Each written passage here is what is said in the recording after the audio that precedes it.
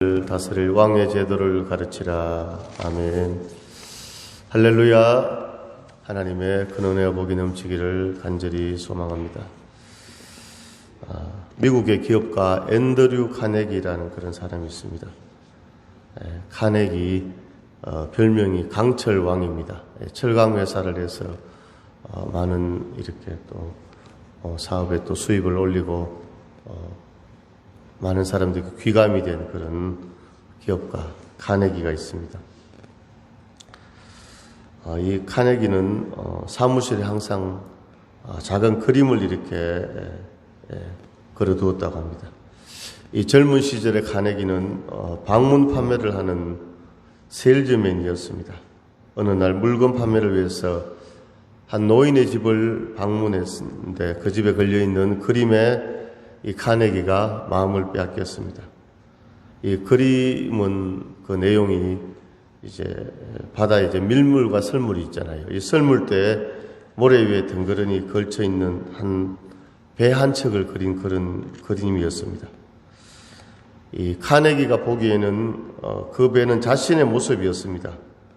이 그림 속에 배가 모래 위에 배 한 척이 있었는데 아주 배가 이렇게 쓸모가 없는 그런 폐선처럼 이렇게 보일 정도로 초라하게 낡았고 배를 젓는 노는 모래 위에 내팽개져 있었습니다. 그때 이 카네기의 눈을 사로잡은 것이 있었는데 그 그림 밑에 쓰여 있는 글이었습니다. 반드시 밀물의 때가 온다. 이 배가 쓸모없어 보이는 것은 지금 물이 다 빠져나간 썰물대이지만 반드시 물이 들어올 때, 밀물 때 이 배를 물에 띄워놓을 것이고 그때 이 배를 가지고 이제 고기를 잡고 이제 사용하게 된다는 것이죠. 그래서 카네기는 이 노인의 집에 방문했을 때 이 그림이 너무 마음에 남았습니다. 그래서 다음에 다시 그 노인의 집을 방문해서 카네기가 부탁을 했습니다. 어르신, 이제 먼 훗날 어르신이 세상을 떠나실 때 이 그림 저에게 꼭 주십시오. 이렇게 요청을 했습니다. 이 얘기를 듣고 노인은 그 자리에서 카네기에게 이 그림을 주었습니다. 그래서 이 카네기는 이 그림을 가지고 와서 자기 사무실에 걸어놓고 자기의 또 사업과 인생에 어떤 시련이 와도 낙심하지 않았습니다. 이 그림을 보고 눈에 보이는 그림은 물이 다 빠져나가고 쓸모없는 배처럼 보였지만도 그 배 밑에 글이 있었죠. 반드시 밀물의 때가 온다. 그래서 카네기는 평생에 정말 이 말을 자기 인생의 좌우명으로 삼고 그렇게 살았어. 아주 사업에도 성공을 하고 세계 많은 사람들에게 귀감을 주는 그런 기업가로 성공할 수 있었다고 합니다. 자, 오늘날 우리가 정말 어려운 시기를 보내고 있습니다. 뉴스를 보니까 좀 정신과에 이렇게 오는 환자들이 많이 늘어났다고 하잖아요. 이 코로나로 인해 가지고 바깥에 나가서 마음대로 활동도 할 수 없고 이렇게 하니까 사람들이 많이 위축이 되고 또 정신적으로 또 마음이 가라앉고 이렇게 해서 우울증이 있고 이런 사람들이 많이 생겨났다고 합니다. 자, 오늘 우리는 이 전 세계적으로 그렇죠. 우리가 어려운 시기를 보내고 있습니다. 그러나 오늘 이 카네기의 그림에 쓰여져 있는 그 글귀처럼 반드시 밀물의 때가 옵니다. 오늘 사랑하는 우리 성도들의 삶 가운데서도 하나님께서 영적인 밀물의 때를 허락해 주실 줄로 믿습니다. 오늘은 지난주에 이어서 왕이신 나의 하나님 두 번째 말씀을 전가하겠습니다. 지난주에 사무엘상 8장 1절에서 이제 3절 말씀을 통해서 하나님 앞에 쓰임받은 사무엘이었지만 나이가 많이 들고 그에게 두 아들이 있었다고 말씀드렸습니다. 큰 아들은 요엘이고 둘째 아들은 아비야였습니다. 요엘의 이름의 뜻은 하나님은 구원이시다. 아비야는 하나님은 나의 아버지이시다. 참 이름을 참 너무 잘 지은 것 같아요. 이름. 그런데 사무엘의 아들들은 그 이름에 걸맞는 그런 신앙의 삶을 살지 못했습니다. 8장 3절에 보면 그의 아들들이 자기 아버지의 행위를 따르지 아니하고 이익을 따라 뇌물을 받고 판결을 굽게 하니라. 자, 사무엘 이제 선지자가 하나님께서 세워준 사사였습니다. 그래서 이 자녀들도 이제 사사가 되었는데 아버지처럼 그렇게 공의를 행하고 성령의 인도함을 받아야 되는데 그렇게 하지 못했다고 말씀을 드렸습니다. 그래서 지난주 말씀 가운데 바로 다음 세대 자녀들에게 신앙을 전수하는 것이 참 중요하다고 했습니다. 다음 세대. 우리나라를 봐도 그렇죠. 우리 교회적으로 봐도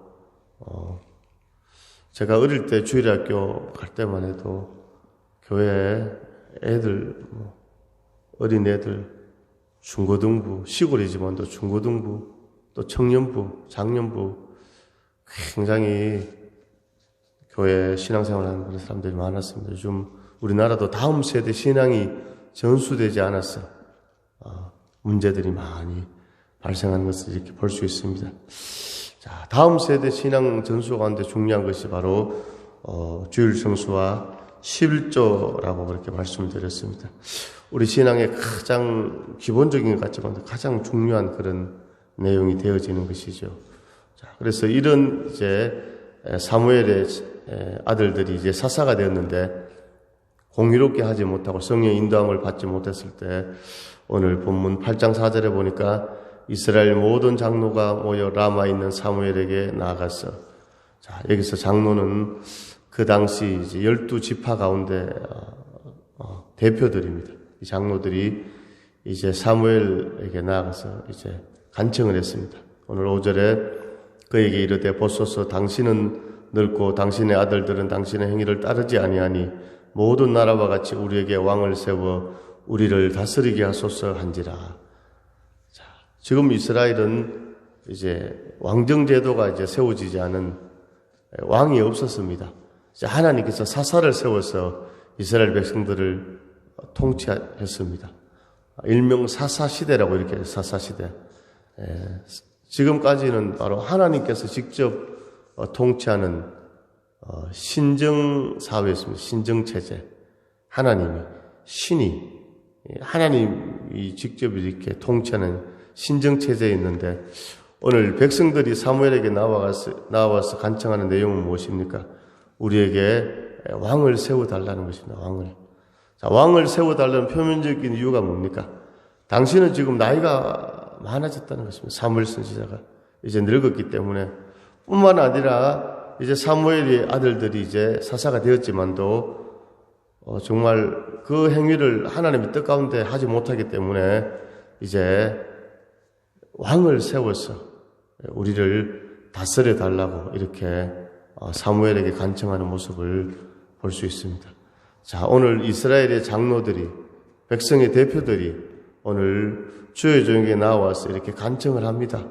그 표면적인 이유는 맞는 것 같습니다.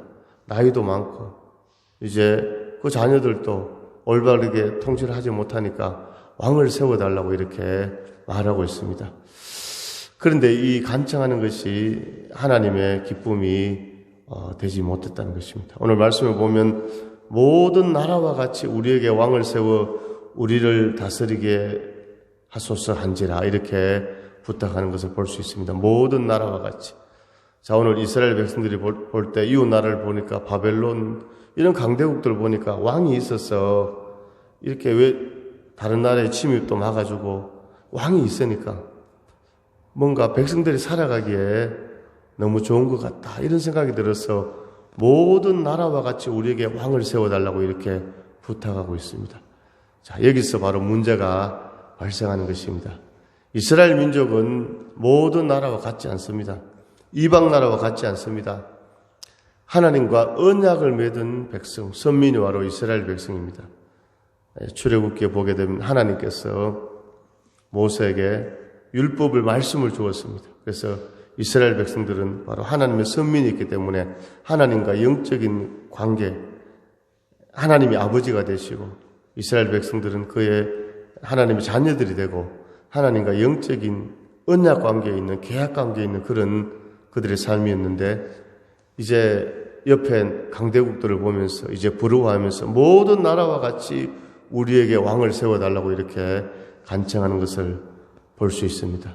자, 오늘 바로 이스라엘 백성들의 모습이 바로 오늘날 성도들의 모습일 수 있다는 것이죠. 오늘 우리가 하나님의 교회 가운데 또 하나님의 나라 가운데 성령의 인도함 가운데 이렇게 살아가고 있습니다. 그런데 옆에 보니까 예수를 믿지 않고 교회를 다니지 않아도 잘 살아가는 것입니다. 문제가 없는 것입니다. 야, 나도 저렇게 한번 살아봤으면 그 세상에 뭡니까? 가치관과 생각들이 뭡니까? 우리에게 막 이렇게 밀려 들어오는 것입니다. 하나님 아버지, 나도 좀 자유인이 되고 싶습니다. 좀 자유롭게 살아가고 있습니다. 하나님, 내 신앙이, 내 이 믿음이 내 인생 가운데 특별히 젊을수록, 그죠? 학생의 때나 청년의 때나 젊을수록 그런 영향을 더 많이 받을 수밖에 없겠죠. 그러나